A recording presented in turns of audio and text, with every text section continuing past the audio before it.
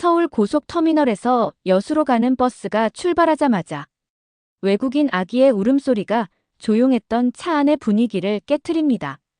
엄마는 급히 아이를 달래보려 하지만 울음소리는 점점 더 커질 뿐입니다. 위축된 부모는 주변 승객들의 표정을 살피며 눈치를 보았습니다. 과거 일본 대중교통에서 경험했던 차가운 시선과 거친 말들이 떠오르며 혹시 이번에도 내리라는 요구를 받지 않을까 걱정에 휩싸입니다. 그리고 버스 기사님의 안내방송이 흘러나온 직후 뒤쪽에서 누군가 의자를 두드리는데요. 외국인 부부는 이 위기를 잘 넘어갈 수 있을지 오늘의 사연 시작하겠습니다. 안녕하세요. 저는 CNN 다큐멘터리 팀에서 프리랜서 PD로 일했던 라이언입니다. 세계 각지를 다니며 현지의 문화와 삶을 카메라에 담는 일을 해왔어요. 제 아내 줄리아도 저와 함께 일하는 동료이자 인생의 동반자였죠. 우리는 5년간 세계 곳곳을 누비며 다양한 이야기를 전해왔는데 특히 아시아 문화에 깊은 관심을 가지고 있었습니다. 처음 일본 프로젝트를 제안받았을 때만 해도 그저 또 하나의 새로운 다큐멘터리가 될 거라 생각했어요. 도쿄의 현대적인 모습과 전통이 공존하는 풍경을 카메라에 담으며 줄리아는 임신 7개월의 몸에도 불구하고 열정적으로 일했죠. 우리는 도쿄 곳곳을 누비며 그들의 섬세한 문화와 질서정연한 도시의 모습에 감탄했습니다. 그땐 몰랐어요. 그 완벽해 보이는 질서가 우리에게 또 다른 의미로 다가올 거라는 걸. 일본에서의 6개월은 저희 부부에게 특별한 의미가 있었어요. 그곳에서 우리의 소중한 아들 딜런이 태어났거든요. 도쿄의 한 대학병원에서 딜런이 첫 울음을 터뜨렸을 때의 그 감격은 아직도 생생합니다. 깨끗한 병실, 친절한 의료진, 모든 것이 완벽해 보였죠. 하지만 퇴원 후 시작된 일상은 우리의 기대와는 너무나 달랐어요. 처음에는 이웃집 야마다 씨가 아기용품을 챙겨다 주시는 등 친절을 베풀어 주셨죠. 하지만 밤낮 없이 울어대는 딜런 때문에 이웃들의 태도가 서서히 변하기 시작했습니다. 스미마센. 매일 밤 누군가가 벽을 두드리며 항의했어요. 어느 날은 관리인이 찾아와 다른 입주민들의 불만이 많다며 난처한 표정을 지었죠. 우리는 매일 밤 딜런을 안고 복도를 걸었습니다. 창밖으로 보이는 도쿄의 밤거리는 고요했지만 그 고요함이 오히려 우리를 숨막히게 했어요. 결정적인 순간은 한 달 뒤였습니다. 관리사무소로부터 온 편지 한 통, 거기에는 다른 입주민들의 평화로운 생활을 위해 계약 갱신이 어렵다는 내용이 정중하게 적혀 있었어요. 겉으로는 공손했지만 그 속에 담긴 차가움이 느껴졌죠. 마치 우리가 죄를 지은 것처럼 느껴졌습니다. 지하철에서도, 공원에서도, 레스토랑에서도 아기의 울음소리에 따가운 시선이 느껴질 때마다 우리는 작아질 수밖에 없었어요. 완벽해 보이는 도시의 질서 속에서 갓난아기의 울음소리는 용납될 수 없는 소음이었던 거죠. 그때 우연히 서울의 한 카페에서 일하는 유학생과 온라인으로 대화를 나누게 됐어요. 그는 한국의 가족 문화와 아이들을 대하는 태도가 일본과는 매우 다르다고 이야기해 주었죠. 처음엔 반신반의했지만 점차 한국에 대한 관심이 커졌습니다. 한국은 저에게 새로운 발견의 땅이었어요. 처음 방문했을 때부터 느낀 활기찬 거리의 모습, 밤늦게까지 이어지는 도시의 열기, 그리고 무엇보다 사람들의 따뜻한 미소가 인상적이었거든요. 특히 지하철이나 버스에서 아기를 둔 부모를 배려하는 모습은 일본에서의 경험과는 너무나 달랐습니다. 제가 한국과 처음 인연을 맺은 건 대학 시절이었어요. 영화학과 수업에서 봉준호 감독의 작품을 접한 것이 시작이었죠. 한국 영화의 독특한 서사 구조와 깊이 있는 연출에 큰 인상을 받았네요. 그 후로 한국 문화에 대한 관심이 자연스럽게 커졌고 그 문화를 직접 경험하고 기록하는 위치에 서게 됐습니다. 그렇게 우리 가족은 한국행을 결심했고 그날 인천공항에 도착했을 때의 첫 인상이 지금도 잊을 수 없어요. 공항 직원들의 친절한 미소, 아기 동반 가족을 위한 세심한 배려, 그리고 픽업을 자청한 한국 친구의 따뜻한 마음이 우리를 반겼죠. 마침내 인천국제공항에 도착했을 때는 이미 늦은 저녁이었어요. 16시간의 긴 비행 끝에 지친 모습이었지만 공항에 발을 딛는 순간부터 뭔가 달랐습니다. 아기 동반 가족을 위한 전용 입국 심사대가 따로 마련되어 있었고 직원들은 친절하게 우리를 안내했죠. 특히 인상적이었던 건 유모차를 가지고 있는 우리를 본 공항 직원의 반응이었어요. 그는 즉시 다가와 짐을 들어주겠다고 자청했고 수화물 찾는 곳까지 직접 안내해 주었습니다. 일본에서의 경험 때문인지 우리는 잠시 어리둥절했죠. 웰컴 투 코리아. 픽업을 나온 한국 친구 민수의 우렁찬 목소리가 울렸어요. 그는 제가 예전에 촬영했던 다큐멘터리의 현지 코디네이터였죠. 우리가 한국행을 결심했다는 소식을 듣고 자청에서 마중을 나왔다고 했습니다. 줄리아는 준비해온 한국어를 조심스레 꺼내들었어요. 감사합니다. 서툰 발음이었지만 직원들의 반응은 뜨거웠습니다. 한국말 정말 잘하시네요. 라며 연신 엄지를 치켜세웠죠. 그들의 과분한 칭찬에 줄리아의 얼굴이 붉어졌어요.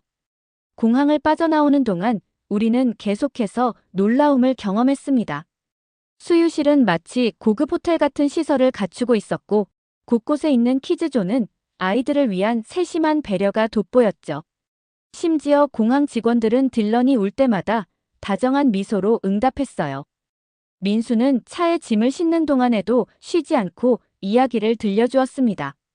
여수의 아름다운 풍경, 정이 많은 사람들, 아이 키우기 좋은 환경까지. 그의 설명을 들으며 줄리아와 나는 서로를 바라보았어요. 우리의 불안은 조금씩 희망으로 바뀌어 가고 있었죠. 밤늦은 시간임에도 공항 주변의 커피숍들은 여전히 문을 열고 있었고 거리는 활기가 넘쳤습니다.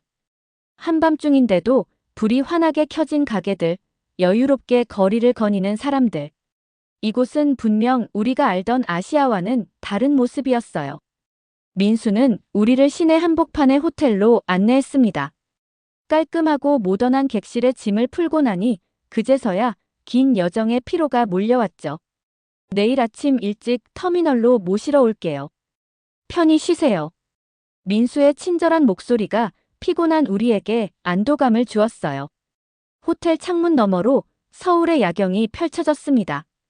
한강을 따라 줄지어 선 고층 빌딩들의 불빛이 마치 별처럼 반짝였죠. 딜런은 이미 깊이 잠들어 있었고 줄리아는 내일의 여정을 위해 짐을 정리하기 시작했어요. 서울에서의 첫날 밤, 우리는 오랜만에 편안한 잠을 잘 수 있었습니다. 이른 아침, 서울 고속버스 터미널은 이미 많은 사람들로 붐볐어요. 민수는 우리를 여수행 버스 승강장까지 안내하면서 이것저것 꼼꼼히 설명해 주었습니다. 특히 인상적이었던 건 대형 터미널임에도 아기와 함께하는 여행객을 위한 동선이 잘 갖춰져 있다는 점이었죠. 버스에 오르자마자 우리는 놀라움을 감추지 못했어요. 비행기 비즈니스석을 연상시키는 넓은 좌석, 개별 모니터, 심지어 담요까지. 일본의 고속버스와는 비교할 수 없을 정도로 안락했습니다. 줄리아는 유모차를 접어 보관할 수 있는 특별한 공간까지 발견하고는 연신 감탄사를 내뱉었죠. 여기 정말 대단하다고 속삭이는 줄리아의 말이 채 끝나기도 전에 딜런이 갑자기 울음을 터뜨렸어요. 아마도 낯선 환경 때문이었겠죠. 그 순간 우리 부부의 얼굴에서 순식간에 혈색이 가셨습니다. 일본에서의 기억이 주마등처럼 스쳐 지나갔어요.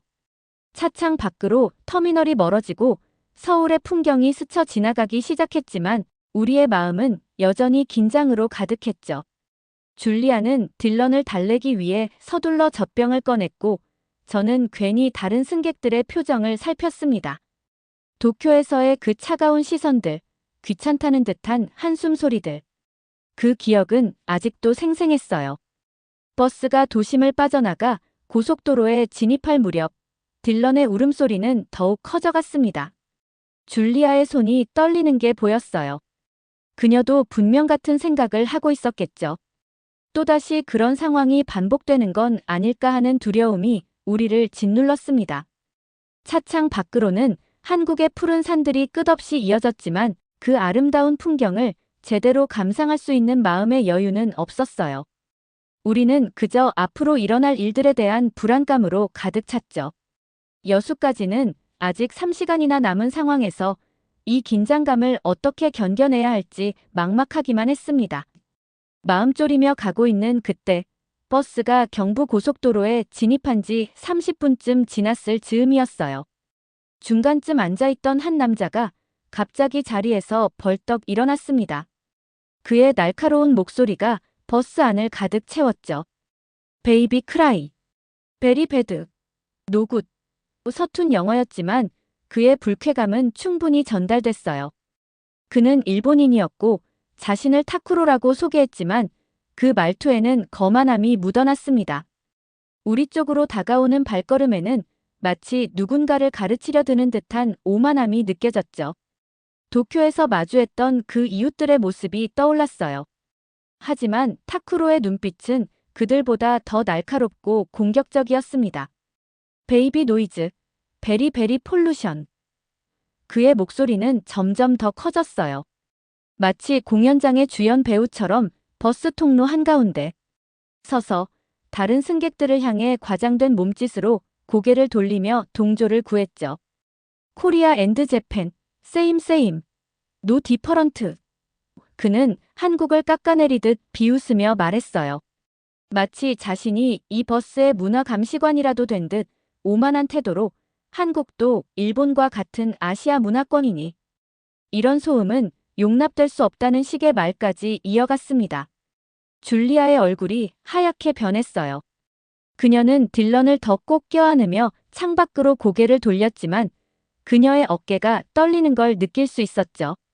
저는 뭐라도 말하고 싶었지만 목구멍까지 차오른 말들이 쉽게 나오지 않았습니다. 타쿠로는 계속해서 혼잣말처럼 중얼거렸어요. 일본에서는 이런 거 절대 안 돼요. 아기 있으면 집에 있어야지. 그의 말 한마디 한마디가 마치 날카로운 바늘처럼 우리를 찔러댔습니다. 불과 몇 달 전 도쿄에서의 기억이 다시 한번 선명하게 떠올랐어요. 승객들의 시선이 우리에게 꽂혔죠. 일부는 불편한 기색이 역력했고 몇몇은 고개를 돌리며 한숨을 쉬었어요. 그 순간만큼은 넓고 쾌적했던 버스가 마치 좁은 감옥처럼 느껴졌습니다. 우리는 그저 작아질 수밖에 없었어요. 저는 순간 화가 치밀어 올랐어요. 입술이 바짝 마르고 주먹은 어느새 불끈 쥐어져 있었죠. Excuse me. 간신히 입을 열었지만 그 다음 말이 쉽게 나오지 않았습니다. 영어로도 일본어로도 제대로 된 반박을 할 자신이 없었어요. 문화적 차이를 설명하고 싶었지만 그런 복잡한 감정을 서툰 언어로 어떻게 표현해야 할지 막막했죠. 줄리아는 이미 눈가가 붉어져 있었어요. 딜런을 품에 안고 달래보려 했지만 아기는 오히려 더 크게 울기 시작했습니다. 타쿠로의 위협적인 태도와 날카로운 목소리가 딜런을 더 불안하게 만든 게 분명했죠. 줄리아의 어깨가 떨리는 것을 보며 제 마음도 무너져 내렸어요. 버스 안은 순식간에 불편한 긴장감으로 가득 찼습니다. 몇몇 승객들은 고개를 돌려 창밖만 바라봤고 어떤 이들은 귀에 이어폰을 꽂았어요. 우리의 시선과 마주친 승객들도 있었지만 그들은 이내 고개를 숙여버렸죠. 그 누구도 이 상황에 개입하고 싶지 않아 보였습니다. 시끄럽다고요. 타쿠로는 이제 일본어로 소리치기 시작했어요. 알아들을 수 없는 말들이었지만 그의 거친 몸짓과 험악한 표정만으로도 충분히 이해할 수 있었죠. 저는 줄리아와 딜런을 지키고 싶었지만 동시에 상황을 더 악화시키지 않아야 한다는 생각에 주저했습니다. 그때 딜런의 울음소리가 더욱 커졌어요. 마치 이 긴장된 분위기를 느낀 것처럼요. 타쿠로는 한숨을 크게 내쉬며 더욱 과장된 몸짓으로 불만을 표현했고 우리는 그저 그 자리에 얼어붙은 채로 있을 수밖에 없었습니다. 마치 도쿄에서의 그 시간들이 다시 되풀이되는 것 같았어요. 이 넓은 버스 안에서 우리 가족은 그 어느 때보다도 외롭고 작아져 있었습니다. 창밖으로 스쳐 지나가는 한국의 풍경은 아름다웠지만 그때만큼은 그저 차갑게만 느껴졌어요. 이 고립된 상황이 언제까지 계속될지 아무도 알 수 없었죠. 그런데 그때 우리에게 한 한국인 남성이 다가왔어요. 가뜩이나 일본인 때문에 위축돼 스트레스를 받고 있는데 누가 우리에게 다가오는 것 자체가 너무 무섭게 느껴졌죠. 실례합니다. 차분하면서도 단단한 목소리가 버스 안을 울렸어요. 뒷좌석에 있던 한 남자가 일어나 우리 쪽으로 걸어왔습니다. 단정한 차림의 그는 자신을 심리상담가 정민이라고 소개했죠. 정민은 먼저 타쿠로를 향해 공손하지만 단호한 목소리로 말했어요. 아이는 울음으로 세상을 배우는 존재입니다. 당신의 그런 태도야말로 진정한 민폐가 아닐까요? 그의 말에는 지식인다운 무게가 실려 있었고 버스 안의 승객들이 하나둘 고개를 끄덕이기 시작했습니다. 아기의 울음소리는 생명의 소리죠. 우리 모두 그렇게 자랐고 우리 아이들도 그렇게 자랄 겁니다. 정민의 말은 계속됐어요. 그의 차분한 설명에 타쿠로의 기세가 한풀 꺾이는 게 보였죠. 그리고 정민은 곧바로 우리 쪽으로 와서는 환한 미소를 지으며 말했어요. 제가 아이들을 위한 재미있는 것을 보여드릴게요. 그러더니 버스 창가로 난 햇빛을 이용해 벽에 손가락 그림자를 만들기 시작했습니다. 정민의 손가락은 마치 마법처럼 움직였어요. 작은 토끼가 깡충깡충 뛰더니 어느새 날갯짓하는 새가 되었다가 달리는 강아지로 변했죠. 딜런의 눈이 점점 커지기 시작했습니다. 울음을 멈추고 그림자를 빤히 쳐다보더니 이내 까르륵 웃음을 터뜨렸어요. 자, 이제 토끼가 방방 뛰어가네요. 정민의 목소리에 맞춰 그림자 토끼가 벽을 따라 움직였습니다. 딜런의 웃음소리가 더욱 커졌고 버스 안의 긴장도 함께 녹아내렸어요. 이렇게 예쁜 아기의 웃음소리를 들을 수 있다니 우리 모두 참 행복한 것 같네요. 정민의 말에 주변 승객들도 따뜻한 미소를 지었습니다. 딜런은 이제 완전히 그림자 놀이에 빠져 있었고 줄리아의 눈에는 안도의 눈물이 맺혔어요. 정민은 마치 오래된 친구처럼 자연스럽게 우리 옆자리에 앉았죠. 그의 따뜻한 존재감이 우리 가족을 지켜주는 것만 같았어요. 창밖으로 비치는 햇살은 이제 더 이상 차갑지 않았습니다. 죄송합니다. 말씀하신 대로 다시 작성해드리겠습니다. 딜런의 웃음소리가 버스 안을 가득 채웠습니다. 그동안 침묵하던 승객들의 표정이 바뀌었고 작은 웅성거림이 일어났어요. 앞자리에 앉아 계시던 할머니는 타쿠로를 향해 단호한 목소리로 말씀하셨죠. 할머니의 지적에 승객들의 작은 웃음이 터져 나왔습니다. 중년의 신사분도 자리에서 일어나 한국은 아이들의 소리를 환영하는 나라라는 점을 강조하셨어요. 승객들의 동의가 이어졌고 정민의 그림자 놀이는 계속되었죠. 주변 승객들의 참여도 자연스럽게 이어졌습니다. 누군가는 휴대폰 플래시를 비춰주었고 또 다른 분은 토끼 인형을 건네주었어요. 타쿠로의 얼굴은 점점 붉어져 갔습니다. 더 이상 버티지 못한 그의 모습이 역력했어요.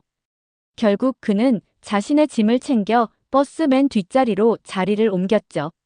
그가 지나갈 때 승객들의 따가운 시선이 그를 향했습니다. 누군가 작게 혀를 차는 소리도 들려왔어요.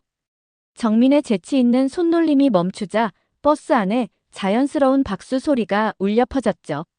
그 소리에 타쿠로는 더욱 작아져 좌석 깊숙이 몸을 숨겼습니다. 정민은 아이들의 울음소리는 축복이라는 말을 덧붙였어요. 그 순간 딜런의 해맑은 웃음소리가 다시 한번 버스 안을 채웠죠. 여수에 도착했을 때는 이미 늦은 오후였습니다.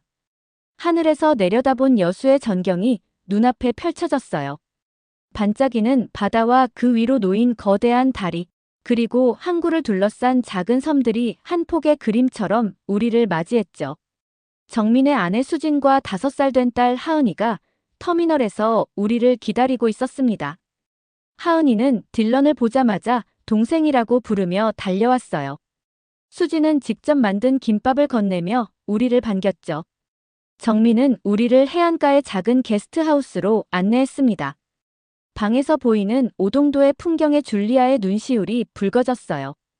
특히 아기 침대까지 미리 준비해둔 세심한 배려에 그녀는 깊은 감동을 느꼈죠.